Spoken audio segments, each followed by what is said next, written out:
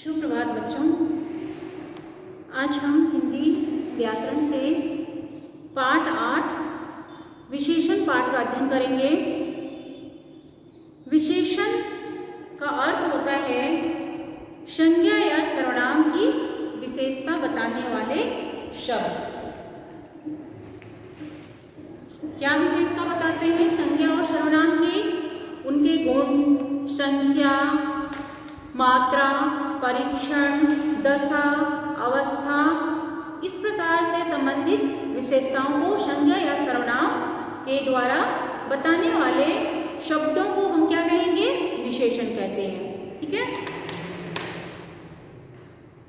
मैंने परिभाषा लिखा है कि संज्ञा या सर्वनाम की विशेषता बताने वाले शब्द को हम क्या कहते हैं? विशेषण कहते हैं। संज्ञा आपको पता है किसी भी व्यक्ति, वस्तु, प्राणी, स्थान के नाम को क्या कहेंगे? हम संज्ञा कहते हैं। और सर्वनाम किसे कहते हैं?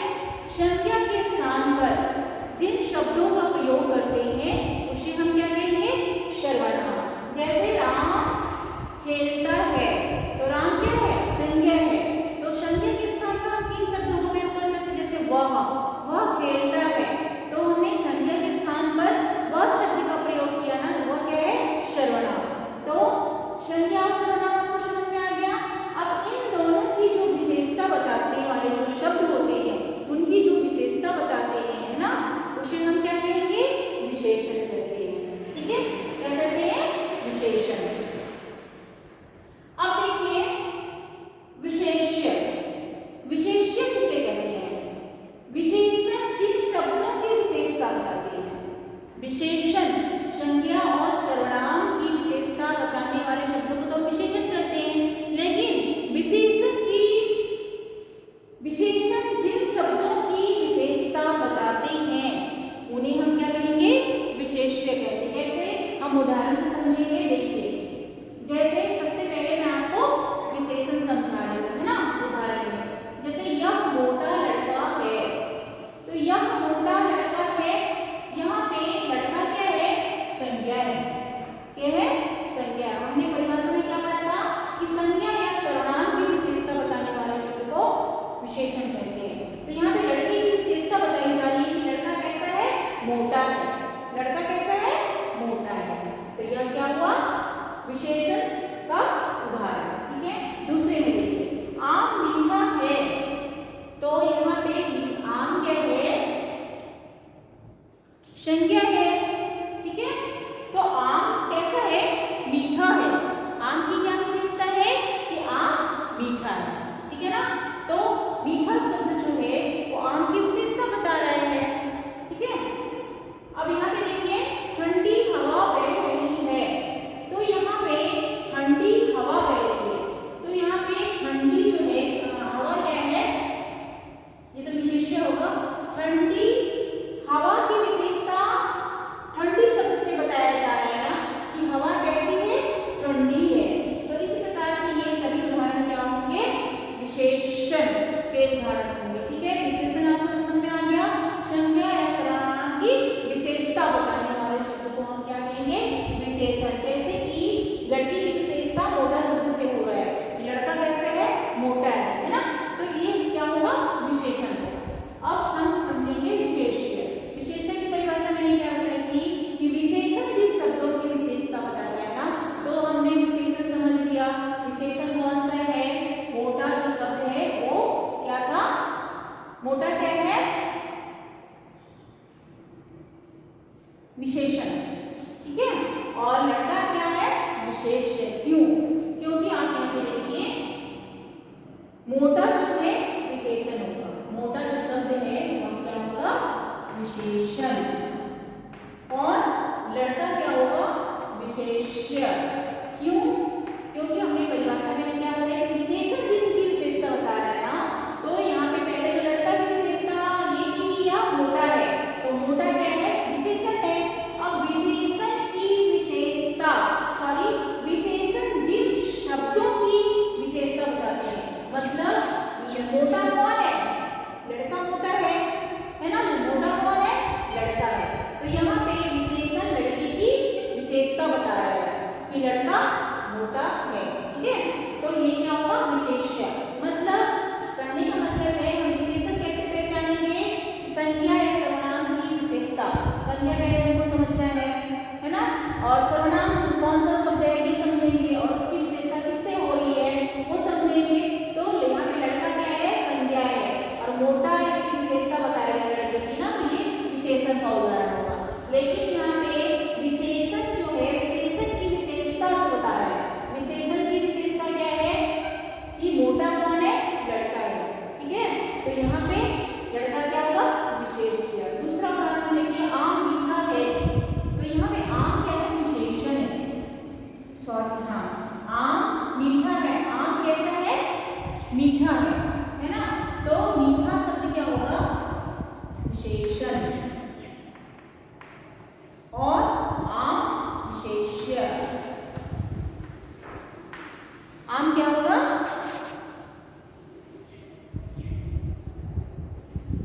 आम विशेष्य।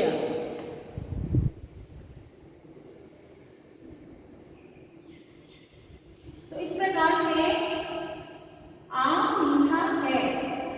तो यहाँ पे आम क्या होगा, विशेष्य, और मीठा क्या है, विशेषण। क्योंकि आम की विशेषता बताई जा रही है कि आम मीठा है ना। तो ये मीठा शब्द क्या होगा, विशेषण, और मीठा क्या है, आम है ना। तो इसलिए क्या होगा, विशेष्य। इसी प्रकार से नीचे ठंडी हवा। तो हवा कैसी है, ठंडी है। तो यहाँ पे हवा की विशेषता है कि हवा कैसी है, ठंडी है। तो ठंडी क्या होगा, विशेषण। ठंडी जो शब्द क्या है, विशेषण, और ठंडी क्या है, हवा है। मतलब जो विशेषण की विशेषता बता रहा है ना, यह क्या होगा, विशेष्य। ठीक है, इसी प्रकार से यह लाल गुलाब है। यह क्या है, लाल गुलाब है। तो यहाँ पे आप लोग देख रहे हैं कि जो ये लाल है, गुलाब कैसा है, लाल है। तो गुलाब की विशेषता बता रहे हैं, तो यह क्या होगा, विशेषण। ठीक है, और गुलाब, लाल कौन है, गुलाब है। मतलब विशेषण की विशेषता कौन बता रहे हैं, गुलाब। ये क्या होगा, विशेष्य। समझ में आया आपको। तो इस प्रकार से विशेषण और विशेष्य हमने समझा। अब हम पढ़ेंगे विशेषण के भेद। तो विशेषण के कितने भेद होते हैं, 5 भेद होते हैं। पहला कौन सा, गुणवाचक विशेषण, दूसरा परिमाणवाचक विशेषण, तीसरा संख्यावाचक विशेषण, चौथा सार्वनामिक विशेषण, और पांचवा है व्यक्तिवाचक विशेषण। अब इसमें से ये 5 विशेषण तो हैं, लेकिन परिमाणवाचक विशेषण के भी 2 भेद होते हैं। कौन कौन से, निश्चित परिमाणवाचक विशेषण और दूसरा अनिश्चित परिमाणवाचक विशेषण। इसी तरह से संख्यावाचक विशेषण के भी 2 भेद हैं। पहला है निश्चित संख्यावाचक विशेषण और दूसरा अनिश्चित संख्यावाचक विशेषण। अब हम इनको एक एक करके परिभाषा और उदाहरणों के द्वारा हम इसको समझने का प्रयास करेंगे।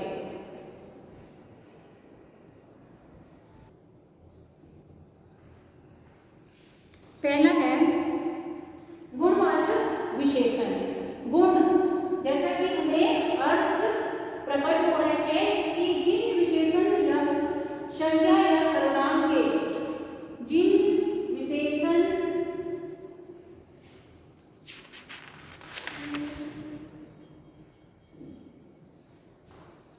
सर्वनाम के गुण, दोष, रंग, आकार, दशा आदि में बोध कराते हैं, उन्हें गुणवाचक। मतलब उनका जो गुण होता है ना, संज्ञा या सर्वनाम के जो शब्द होते हैं, उनके गुण, दोष, दशा, अवस्था के जो गुण, दोष वगैरह होते हैं, उनके जो संज्ञा या सर्वनाम के गुण का बोध कराने वाले शब्दों को क्या कहेंगे हम, गुणवाचक विशेषण। जैसे कि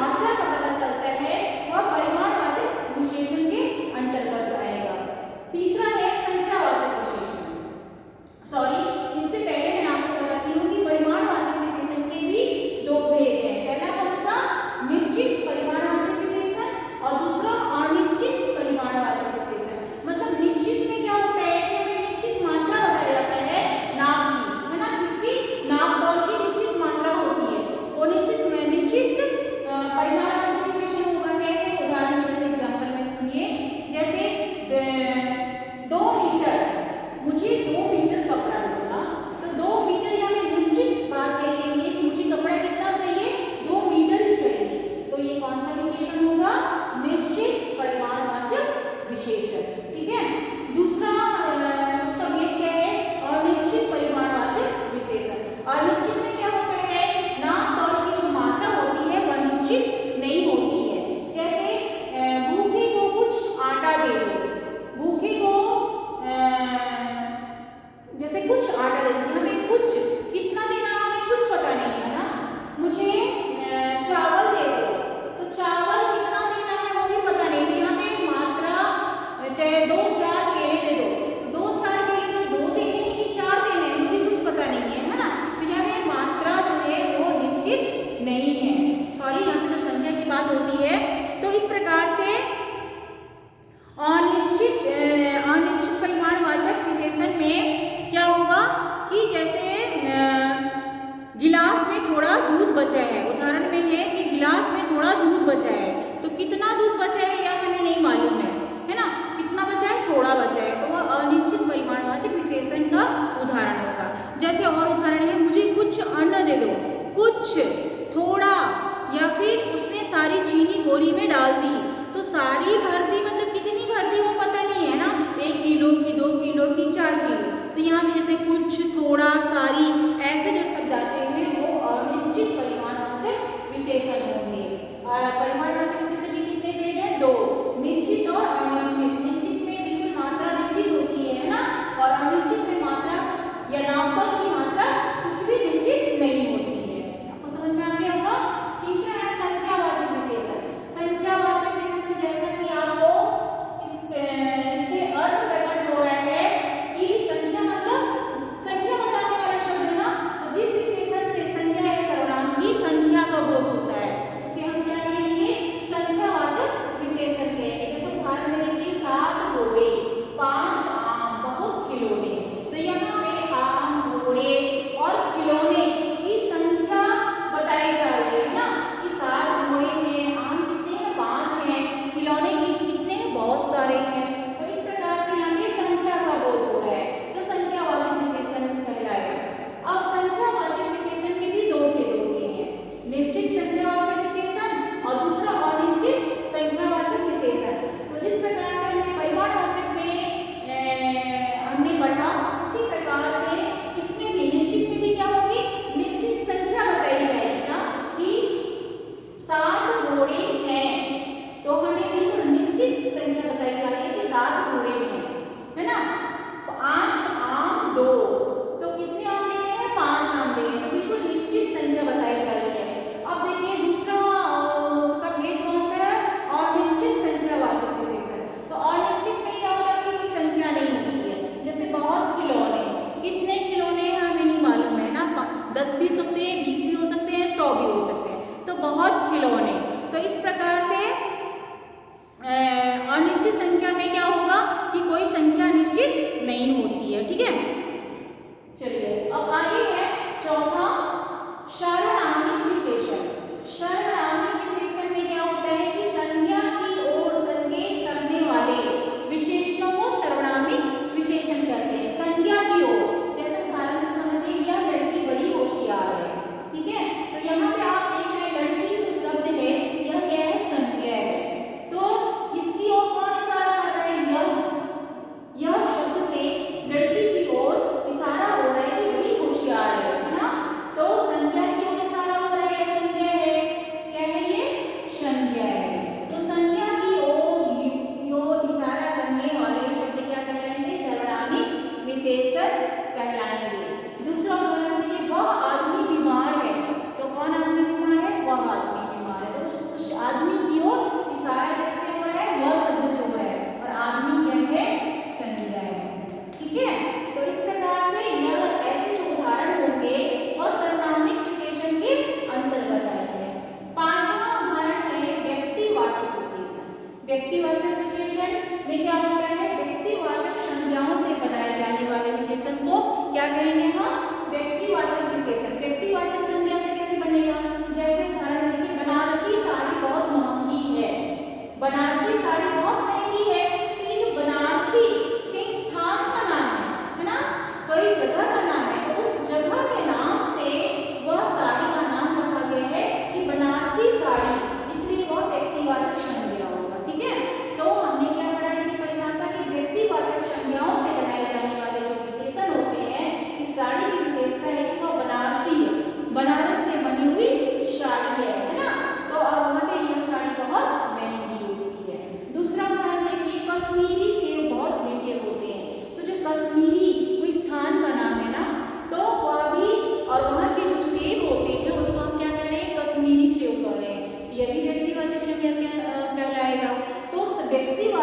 संज्ञाओं से बनाए जाने वाले जो विशेषण होते हैं उसे हम क्या कहेंगे?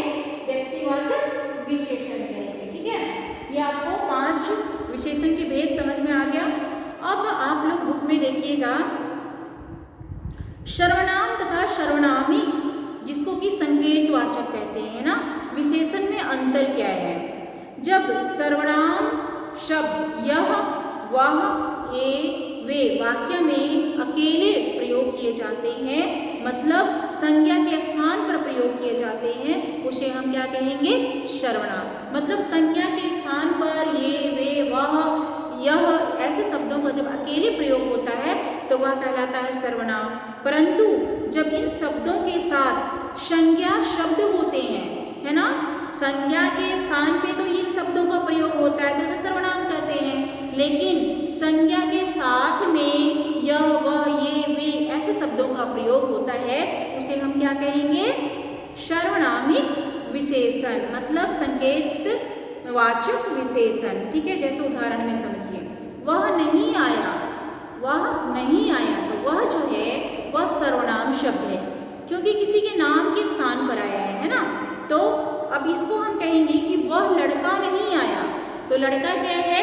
संज्ञा है, तो संज्ञा के साथ में वह आया है, इसलिए वह क्या होगा? सर्वनामिक वाले शब्द होंगे। ठीक है, ये अंतर है कि सर्वनाम में क्या होता है? संज्ञा के स्थान पे वह शब्द का प्रयोग होता है, और सर्वनामिक में क्या होता है?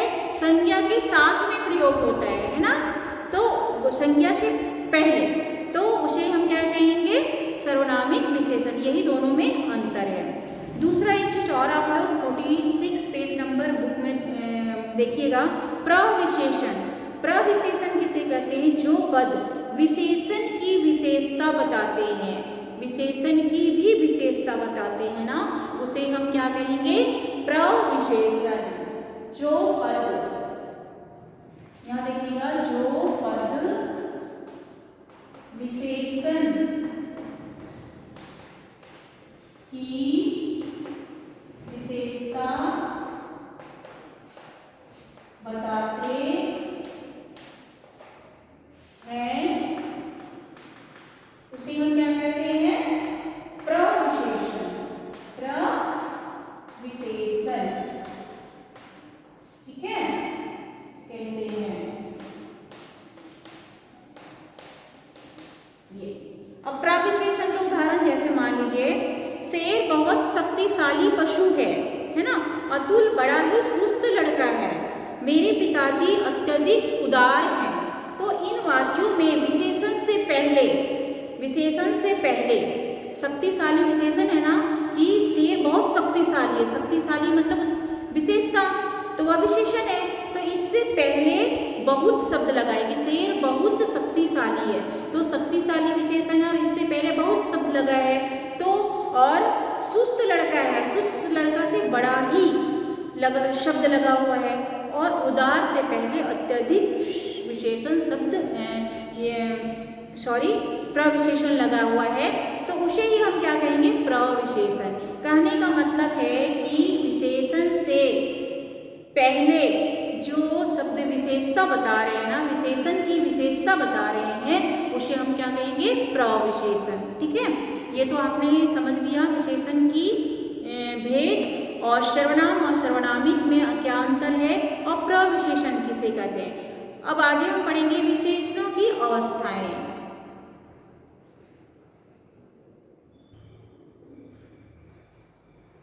तो विशेषण की 3 अवस्थाएं होती हैं।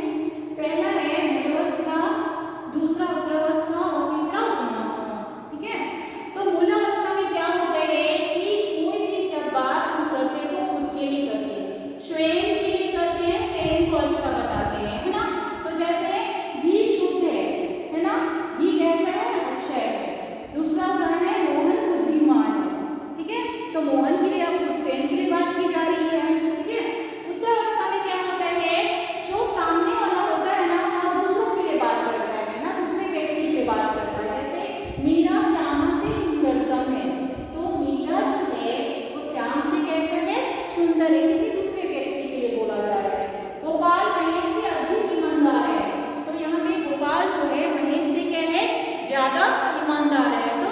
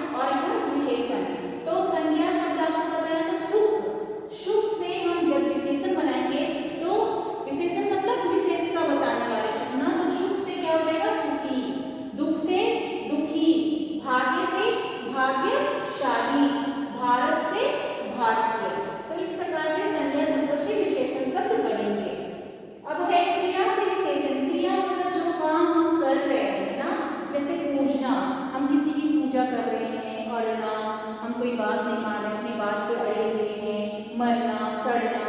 तो ये जो शब्द है ये सभी क्या है, क्रिया वाला शब्द है ना। इसका विशेषण कैसे हो जाएगा, जैसे पूजना से पूजनीय, अड़ना से अड़ियल, मरना से मरियल, सड़ना से सड़ियल। अब है अव्यय से विशेषण। अव्यय मैं आपको पढ़ा रही हूँ। अव्यय मैंने बताया था कि ऐसे शब्द जो लिंग, वचन और काल के कारण उसमें कोई परिवर्तन नहीं होता है, तो हम उसका विशेषण कैसे बनाएंगे, बाहर से बाहरी, भीतर से भीतरी, सामने से सामने वाला, ऊपर से ऊपरी।